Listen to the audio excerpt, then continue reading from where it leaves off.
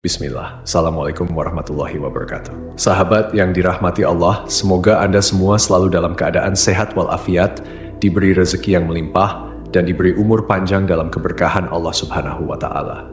Tidur adalah aktivitas yang dilakukan oleh setiap manusia setiap hari. Secara fisiologis, tidur merupakan keadaan di mana manusia kehilangan kesadaran sementara. Dalam Islam, tidur sering dianggap sebagai bentuk kematian kecil, di mana roh manusia diatur oleh Allah Subhanahu wa Ta'ala. Namun, pernahkah terlintas di benak kita, kemana roh kita pergi saat tidur? Apakah roh benar-benar meninggalkan tubuh seperti yang digambarkan dalam film-film? Dalam pembahasan kali ini, kita akan melihatnya dari dua sisi, pandangan medis dan pandangan Islam. Namun sebelum melanjutkan, jangan lupa untuk mendukung channel ini dengan klik subscribe, like, dan lonceng notifikasi, agar kita terus bisa menyebarkan syiar Islam. Pengertian tidur menurut medis. Tidur adalah proses istirahat alami yang sangat penting bagi tubuh, jiwa, dan pikiran manusia. Kata tidur berasal dari bahasa Latin somnos, yang berarti periode pemulihan alami tubuh. Para ahli medis mendefinisikan tidur sebagai keadaan hilangnya kesadaran secara periodik, tetapi tetap bisa dipulihkan. Momen ketika fungsi tubuh bekerja secara minimal untuk memulihkan energi.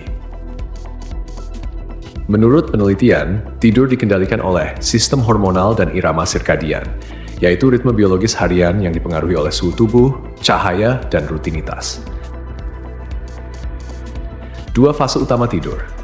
Slow wave, fase tidur lelap, di mana otak beristirahat tetapi tetap aktif pada level rendah.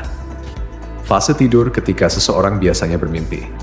Meski ilmiah, beberapa fenomena seperti astral projection atau pengalaman keluar tubuh saat tidur sering dianggap sebagai bentuk halusinasi akibat gangguan komunikasi di otak. Pandangan Islam tentang roh saat tidur. Islam memberikan makna spiritual yang mendalam tentang tidur. Dalam surah Az-Zumar, ayat 42, Allah Subhanahu wa Ta'ala berfirman, Allah memegang jiwa, roh seseorang pada saat kematiannya, dan memegang jiwa seseorang yang belum mati di waktu tidurnya. Maka dia tahan jiwa yang telah dia tetapkan kematiannya dan dia lepaskan jiwa yang lain sampai waktu yang ditentukan. Sesungguhnya, pada yang demikian itu terdapat tanda-tanda kebesaran Allah bagi kaum yang berpikir.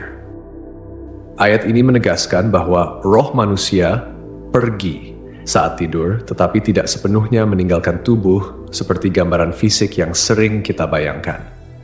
Allah memegang kendali penuh atas roh, dan hanya Dia yang menentukan apakah seseorang kembali bangun atau tetap dalam keadaan wafat.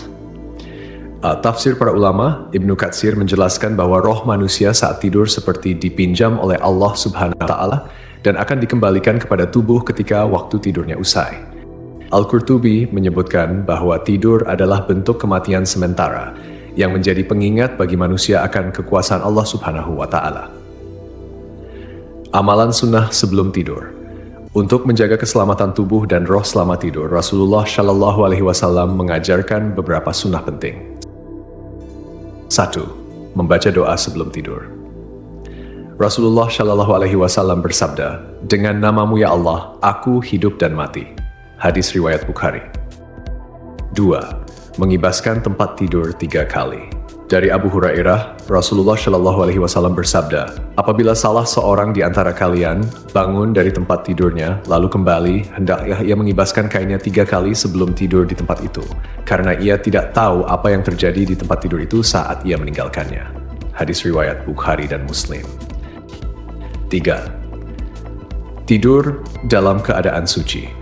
Dalam hadis lain, disebutkan bahwa roh orang yang bersuci sebelum tidur akan lebih dekat dengan arsy Allah ketika dinaikkan ke langit untuk sujud. Tidur adalah aktivitas harian yang tidak hanya berfungsi memulihkan tubuh secara fisiologis, tetapi juga memiliki dimensi spiritual yang menunjukkan kekuasaan Allah. Selama tidur, roh manusia tidak sepenuhnya terpisah dari tubuh, melainkan tetap berada dalam kendali Allah. Dalam surah Al-An'am ayat 60 hingga 61, Allah Subhanahu wa Ta'ala berfirman, dan dialah yang menidurkan kamu di malam hari, dan dia mengetahui apa yang kamu kerjakan pada siang hari. Kemudian membangunkanmu pada siang hari untuk disempurnakan umurmu yang telah ditentukan. Kemudian kepada Allah lah kamu kembali, lalu dia memberitahukan kepadamu apa yang dahulu kamu kerjakan, dan dialah yang mempunyai kekuasaan tertinggi di atas semua hambanya, dan diutusnya kepadamu malaikat-malaikat penjaga. Ayat ini menegaskan bahwa Allah melindungi roh manusia selama tidur, dengan malaikat-malaikat penjaga yang bertugas menjaga kita dari bahaya hingga tiba waktu kematian. Menurut riwayat Ibnu Majah, roh tetap memiliki hubungan dengan tubuh, khususnya melalui hidung. Hal ini menunjukkan bahwa roh tidak sepenuhnya meninggalkan tubuh saat tidur. Dalam riwayat Al-Baihaqi dari Abdullah bin Amr bin Al-As, disebutkan bahwa roh manusia dinaikkan ke langit saat tidur untuk sujud di hadapan arsy Allah. Jika seseorang dalam keadaan suci sebelum tidur, rohnya sujud lebih dekat kepada arsy. Namun, jika tidak bersuci, rohnya tetap sujud, tetapi dalam jarak yang lebih jauh. Wallahu a'lam bishawab.